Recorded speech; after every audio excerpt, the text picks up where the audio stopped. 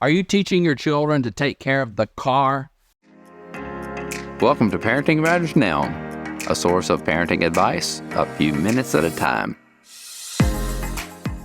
Hi, this is Dr. Roger Smith. I am standing in front of my truck, and no, I'm not going to talk about auto mechanics. I'm going to talk about training your children.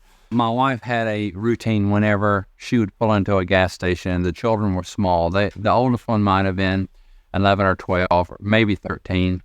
And whenever she would pull into the gas station, she would never get out of the driver's seat. It was like a pit stop, and all the doors would open up. The children would get out, and one would pump the gas, one would check the tire, one would check the oil. And it was a training module for them to learn to tend to important things.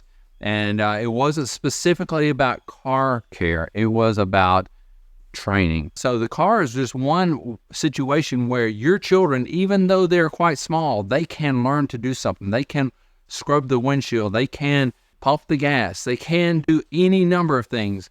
And as they get older and can reach into things carefully, they can check the oil. And it's all a matter of training their mindset that they have to take care of things and that they are responsible and that they are big. So our children always want to do the things that we're doing, and so they watch us. Don't overlook those situations where you can pass off a job to them and you train them, and before long they're doing it all the time and you forget to do it, and then they grow up and move away. But it reminds me of a saying that Zig Ziglar, a business leader and motivational speaker, used to say about training employees. And it talks about training. It's the same thing about training children. It says, the thing worse than training your employees and losing them, because people want to hire away well-trained employees. The thing worse than training your employees and losing them is not training them and keeping them. And that goes for children too. If you don't train them, they will likely be more and more dependent on you.